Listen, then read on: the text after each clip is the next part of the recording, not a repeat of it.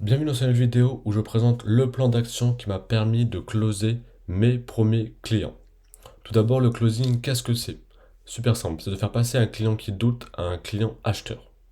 La vente, c'est pas du script, c'est pas de fausses promesses, c'est pas de la manipulation malveillante. C'est tout ça qu'il faut retenir. La vente, c'est de l'humain, de l'écoute, de l'analyse et surtout de la compréhension. Le but, c'est de proposer et de résoudre le problème avec éthique.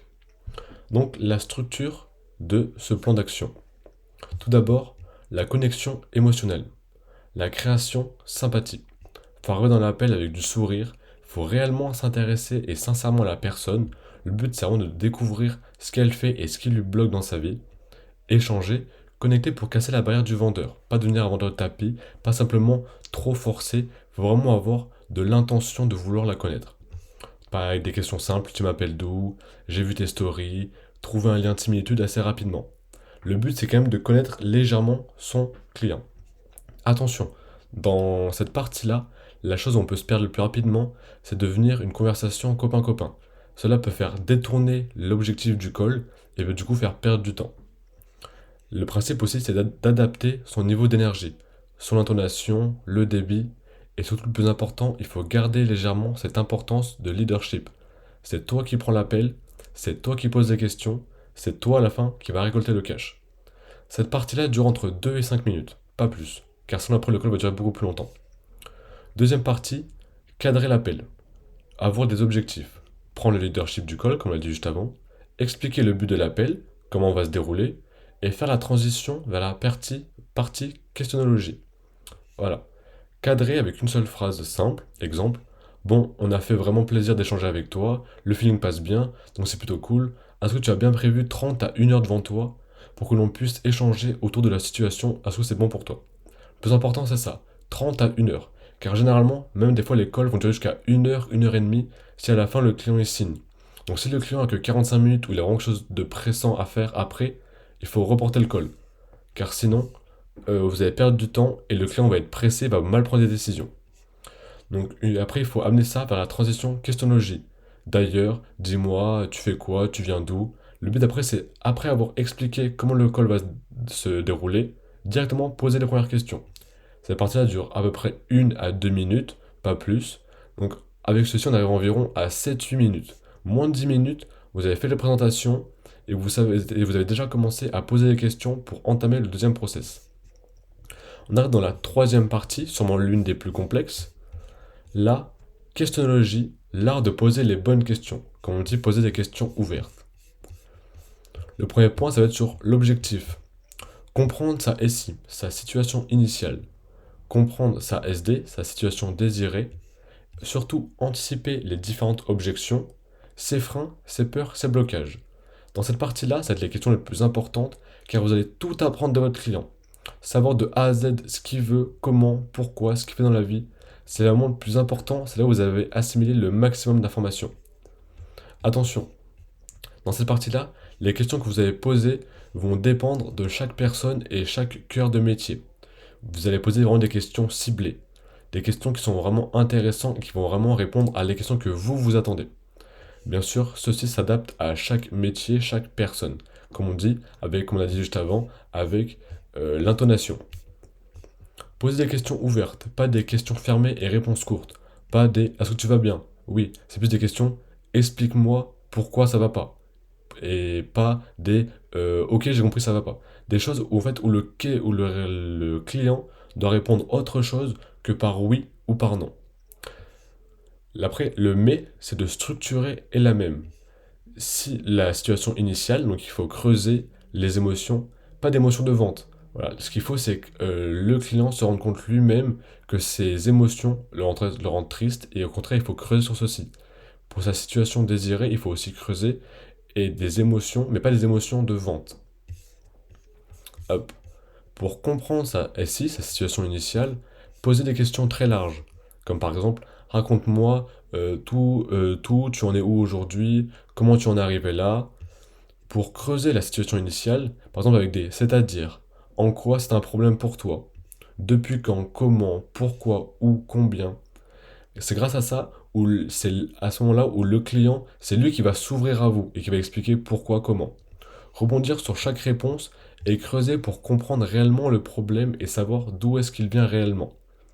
Ça aussi, c'est la chose la plus importante, car plus le client va s'ouvrir à vous, plus vous allez pouvoir amener à des objections moins compliquées. Creuser sur la douleur, l'importance et l'urgence. Généralement, les gens, ça fait par exemple 6 mois qu'ils veulent lancer un projet, mais ils le font pas. Pourquoi tu le fais pas? Parce que dans 2 mois, j'ai plus d'argent, par exemple. Ou dans 2 mois, mon CDI se termine. Faut vraiment réussir à creuser à ce point-là. L'objectif, c'est de faire prendre conscience au prospect l'impact de son problème de sa vie. Bon, attention, lors que vous avez creusé sur la situation initiale, si vous ne creusez pas assez, il n'y a pas de vente. Si le client à la fin, il n'a pas une émotion où il se dit, si je ne bouge pas le cul maintenant, je vais tout perdre, le but c'est de creuser sur chaque réponse. Même s'il nous donne une réponse qui vous semble peut-être pas très importante, creusez quand même. Parce que finalement, ça va peut-être résoudre, ça va peut-être amener à d'autres problèmes. Si vous ne comprenez pas parfaitement votre prospect, pas de vente. Vous devez connaître à la fin votre prospect le mieux possible. À la fin, vous devez sortir de l'appel, ça doit être quasiment être votre meilleur pote, vous devez tout connaître de lui. Pour comprendre sa situation désirée, l'objectif, ça va être de switcher vers sa vie idéale, remonter la sphère émotionnelle. Car là, on a vu sa situation initiale, elle est triste, la personne, elle n'a pas d'argent, machin, ceci, et il faut lui amener vers une sensation et une émotion de joie et d'excitation en lui faisant comprendre que c'est possible grâce à la situation désirée, la situation qu'il veut, la situation qu'il a toujours rêvé. Pour creuser cette situation désirée, même principe que sur la situation initiale, avec des pourquoi, comment, c'est-à-dire, le but c'est pareil, il va devoir faire pareil que sa situation initiale, mais cette fois-ci pour la situation désirée. Après par la suite, pour l'engagement du coup pour que le prospect amène l'engagement, l'objectif ça va être la personne se close elle-même, savoir ce que le prospect désire à travers ton offre. C'est simple, peut-être le prospect va vouloir telle ou telle chose et c'est à lui de comprendre qu'il en a besoin. Je ne t'ai pas encore parlé de ma manière de fonctionnement, mais je vais y venir, mais d'abord, j'ai besoin de comprendre maintenant bien que tu as bien compris ta situation, tant concrètement tu t'attends à quoi avec mon accompagnement comme celui-ci. Voilà, résultat, le prospect vous dit exactement ce qu'il attend de vous, lui va falloir orienter la présentation dans ton note en ranction à sa réponse. C'est à ce moment-là que vous allez amener, c'est lui qui se close lui-même. C'est lui qui va comprendre que sans vous, il ne pourra pas avancer et il restera toujours dans sa situation initiale. L'importance de l'urgence, un point très important que très peu de gens mettent en place, mais que ce soit sur le bien, comprendre aujourd'hui concrètement à quel point c'est important et urgent pour toi de sortir de cette situation. Sur une échelle de 1 à 10, est-ce que tu pourrais me la mesurer? Donc là, généralement, les personnes vont être sur du 9, 8, 7. Si la personne est par exemple en dessous de 7, il va être 7, 6, 5, bah, c'est-à-dire que c'est pas très important. Donc c'est-à-dire que là, il y aura certainement pas de vente. Donc là, 10, ok, je comprends, en dessous. Qu'est-ce qui fait que tu n'es pas encore à 10? Si tu restes dans cette situation, tu penses que quand est-ce que tu seras à 10? Pareil, là, c'est toujours des questions ouvertes. La personne va dire, ben, qu'est-ce que tu fais que tu n'es pas encore à 10? Parce que je fais pas ceci, machin, machin. Et vous pourrez rebondir dessus. Le but est toujours de poser des questions ouvertes où c'est le prospect qui s'ouvre à vous. Aujourd'hui, au vu de ta situation et de tout ce que tu m'as partagé concrètement, pourquoi tu ne peux pas y arriver seul? Si la personne te dit, je peux y arriver seul, alors pourquoi tu ne l'as pas encore fait? Et là c'est pareil, il va expliquer, j'ai pas le temps, machin, machin. Et c'est là où généralement votre accompagnement, votre offre va pouvoir résoudre ces différents problèmes. Qu'est-ce qui est réellement prêt à te faire accompagner? Est-ce que tu es réellement prêt à te faire accompagner? On valide et on accompagne et on engage avec le prospect. Oui, je suis prêt à être accompagné dès aujourd'hui. C'est à ce moment-là, c'est lui qui confirme. La deuxième partie, reformulation. L'objectif est d'être certain d'avoir tout compris. L'effet waouh. Dire à ton prospect, ok, t'as ça, ta situation initiale, et tu voudrais passer à ça. Moi, mon accompagnement, il te permet de faire ça. Si tu ne le fais pas, tu vas rester à ta situation initiale. Donc c'est ça le but de reformuler et le client doit bien dire oui. Et c'est à ce moment-là que quand il a tout compris et que vous avez tout compris, vous pouvez aller à la suite. Attention, respectez le cadre du monde du prospect. Même mot, même langage, non verbal, perception identique. Si vous êtes en train de reformuler ses phrases, de reformuler sa situation initiale, ben lui, il va pas se sentir bien car il va penser que vous n'avez pas très bien écouté ou vous vous en fichez un peu de lui. Donc faire valider chaque étape. Prospect s'habitue à vous dire oui. Ce n'est pas un monologue, c'est l'effet waouh. C'est-à-dire que vous dites, ah, ta situation initiale, c'est ceci. Est-ce que j'ai tort? Oui. Tu veux telle vie? Oui. Ok, est-ce que tu t'engages? Oui. C'est là où le client va se dire, ok, il m'a bien écouté, il a bien compris où est mon problème. Par la suite, transition vers la présentation de l'offre. Après avoir reformulé, tu proposes à ton prospect de lui expliquer le fonctionnement et le mécanisme de ton offre. Exemple, bon, maintenant que j'ai parfaitement compris la situation et que je suis certain de pouvoir t'aider, le feeling passe bien, tes valeurs me parlent, le dire si c'est vrai ou pas, on va pas non plus mentir à un client. Est-ce que tu veux que je t'explique comment et concrètement je peux t'aider? Donc là, généralement, il va dire oui, car vous êtes déjà reformulé et c'est déjà habitué à dire oui. Et là, vous pouvez présenter. Par la suite, présentation de l'offre.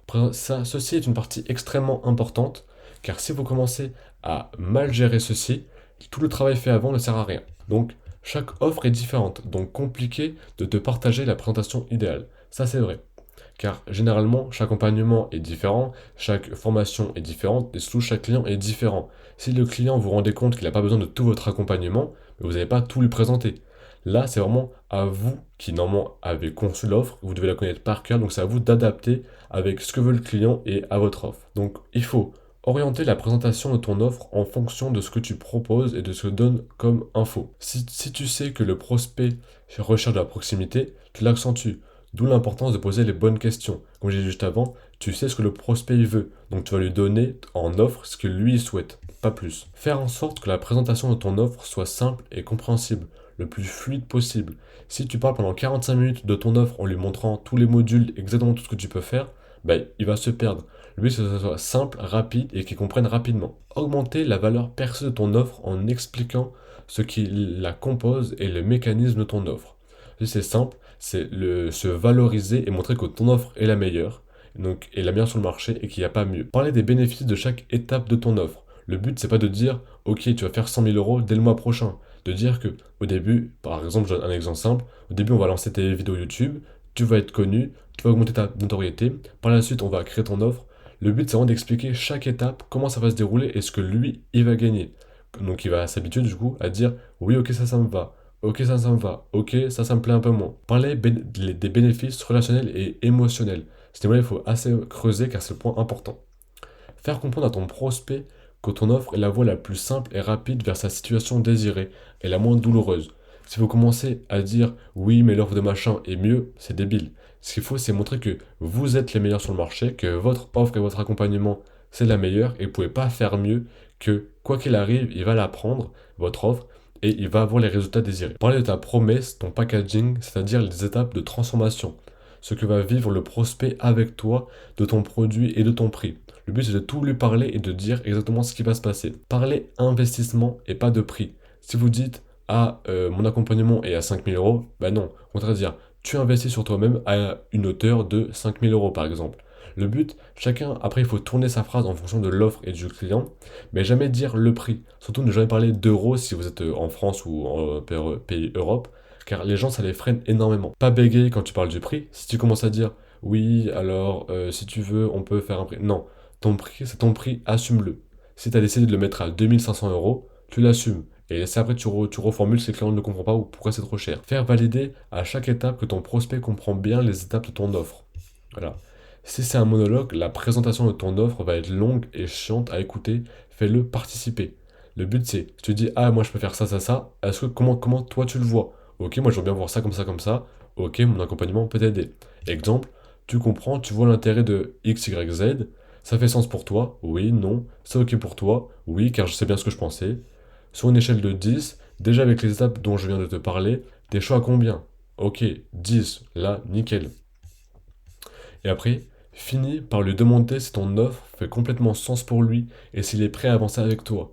Et s'il répond pas par un oui sec, c'est qu'il y a quelque chose qui va pas. S'il répond un oui, je pense bien, c'est que ça va pas. Là, il va falloir reformuler et lui demander. Après, le traitement des objections. Beaucoup de closers se font avoir à ce moment-là. Le but, c'est de les anticiper au maximum. Avec tout ce qu'on a fait avant et les étapes et les présentations qu'on a pu faire, normalement, toutes les objections ont été traitées. 4 étapes simples pour le faire. Accepter et embrasser les objections.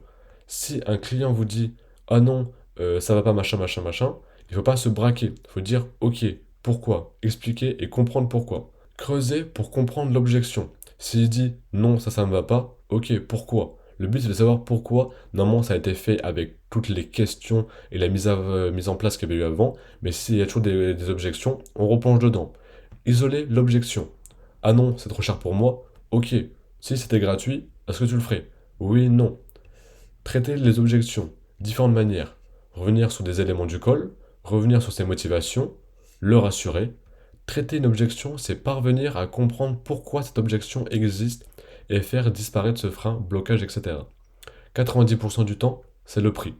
Donc ça, le but, ça va être le rassurer, revenir sur ses motivations, sa situation désirée, et revenir sur les différents éléments du call. Donc là, on va revenir, ok, c'est trop cher pour toi, si c'était gratuit, est-ce que tu le prends? Ok, mais si tu n'investis pas sur toi, dans 6 mois, tu seras où? Est-ce que tu seras toujours dans ce taf que t'aimes pas? Le but, c'est de revenir et de lui faire comprendre que s'il change pas, ben rien va changer. Exemple d'objection du prix, par exemple. Rappel, traiter une objection, ce n'est pas se justifier. Justification, c'est le début de la médiocrité. C'est savoir poser les bonnes questions. Si tu commences à te dire et à justifier pour tout et pour rien, bah c'est-à-dire que t'es pas sûr de toi. Donc ton offre elle est pas claire. Le but c'est de rester calme. Dans 90% des cas, l'objection n'est pas réelle. C'est une objection car c'est sur le coup, tu viens d'annoncer le prix et là, la personne se braque parce que, oh, 2000 euros, c'est cher pour lui, ça fait, imaginons, 6 mois d'économie. Donc en fait, elle n'est pas vraiment réelle parce que techniquement, il veut pouvoir changer sa vie. Donc elles ne sont pas vraiment réelles, elles ne sont pas vraiment importantes. Tout ceci se règle. Sois surtout bienveillant. Rares sont les personnes qui se comportent pas comme des requins, donc reste bienveillant. Aide et accompagne ton prospect à prendre la bonne direction. Si finalement tu lui dis que c'est 3000 € et il dit ah non c'est pas possible parce qu'il y a telle ou telle raison, et bien sûr il faut que ce soit comme je dis, des vraies raisons. Si dans 1% du cas c'est des raisons qu'il ne peut vraiment pas payer maintenant, au pire des cas, tu divises le prix, tu fais en paiement 2 fois, pardon, ou la personne revient en 3 mois. C'est des choses qui sont vraiment extrêmement rares, mais le but c'est de rester le plus poli et respectueux possible. Tu vas pas forcer un client à prendre ton accompagnement, ton offre à 3000 € et ça va l'endetter sur 6 mois et qui va vraiment plus rien pouvoir faire et qui va finir en dépression. La suite, deux réelles objections. Décisionnaire, anticiper avec call si possible, et réalité financière, comme j'ai dit juste avant. 90% des objections sont fausses. Ce sont des peurs, des doutes, des freins. Le prospect rationalise sa prise de décision. À toi de le rassurer et de le guider avec éthique et bienveillance, comme j'ai dit juste avant. Finaliser la vente. Dernier point, très important, qui est surtout le plus important, car le but c'est quand même de récolter du cash à la fin. L'objectif, officialiser la vente et ne pas avoir de mauvaises surprises. Rappel, la confiance n'exclut pas le contrôle. Si tu laisses partir le prospect sans être réellement engagé, il risque de jamais revenir vers toi, il va se rationaliser sa prise de décision, il va en parler à ses proches, ses croyances vont remonter à la surface, doutes, peurs, freins, blocages. Le principe même d'un closer, c'est de récolter du cash avant la fin de l'appel. Ça peut même être, donc du coup, payer l'intégralité, payer la moitié si vous faites en 2 fois, ou sinon, le plus important, prendre un acompte. Même si c'est que 200 € sur, imagine, 2000 €, ben, la personne a quand même payé 200 €. Il va se dire, bon, j'ai quand même payé 200 €, je vais pas tout abandonner. Le but, c'est ça le plus important, c'est quoi qu'il arrive, sortir du call avec du cash. Même si c'est qu'une toute petite partie, le but c'est ça. Le client, s'il part, il va voir ses proches, il va parler avec ses proches vont dire non, mais c'est trop cher, ça servira à rien. Il va rationaliser sa prise de décision et il va jamais revenir. Tu dois faire signer un contrat de vente, envoyer une facture en règle, encaisser un acompte ou la somme de la prestation. Encaisser avec élégance, mais assure-toi d'encaisser. Le but, c'est pas de dire ah, paye, paye, paye, paye. Au contraire, c'est moi, par exemple, quelque chose de tout simple. Ok, moi je commence à te mettre dans le school, par exemple, c'est un accompagnement avec un school. Je mets dans le school, en même temps, je t'envoie le lien de la compte, par exemple, hop, 200 €, hop, ah, toi t'as bien reçu le mail, oui, super, hop, je viens de t'envoyer le lien du school, je viens de t'envoyer dans le groupe WhatsApp, est-ce que t'as bien reçu? Oui, super, ok, c'est bon, je viens de recevoir ton acompte de 200 €, génial, je t'envoie la facture dans l'après-midi. Voilà, le but c'est d'encaisser mais avec élégance. C'est pas de forcer la personne, mais c'est toujours de sortir du call avec du cash. Le faire rentrer directement dans ton processus d'accompagnement. Intégrer le groupe, accéder à la formation, caler le premier call de coaching. Lui donner accès à ce qu'il achète tout simplement. Lui donner accès tout de suite. Sont les choses les plus importantes. Car dès que le prospect il va être en call avec toi, il va être devant sa facture et il va dire oh il faut que je paye, il me reste un dernier bouton à appuyer pour faire le virement. Mais là, en même temps, il va recevoir la notification. Vous avez rejoint le groupe de formation, machin. Vous avez rejoint le call. Vous avez rejoint le school, par exemple. Et elle va se dire, ok, je suis déjà dans le groupe. Il me reste plus qu'à appuyer sur un bouton pour lui faire le virement de plein compte, par exemple. Sont la chose la plus importante. Même dans le call, même si vous pouvez tout faire dans le call, c'est le plus important. Même si finalement le call il dure 2h30, normalement vous avez pris du temps, vous avez pris de l'avance, vous avez déjà posé des questions pour savoir est-ce qu'il avait du temps devant lui. Plus vous êtes en contact avec cette personne, généralement c'est rare que un client il dise ah non je suis pas intéressé et il quitte le call direct. Généralement les gens ils ont pas assez le courage de faire ça. Surtout si vous êtes déjà, imaginons un youtubeur ou un entrepreneur qui a 10, 15 000 abonnés par exemple, il va avoir peur d'être affiché. Donc le but c'est ça, c'est vraiment lui donner un maximum de valeur et lui faire donner tout ce qu'il veut dans le call. Voilà, tout le plan d'action que moi je mets en place pour clairement réussir à closer tous mes clients. Donc si vous avez la moindre question, la moindre chose que vous voulez revenir, n'hésitez pas à m'envoyer un message ou un DM sur Insta, je répondrai au plus rapidement. Et sinon, on se retrouve dans une prochaine vidéo.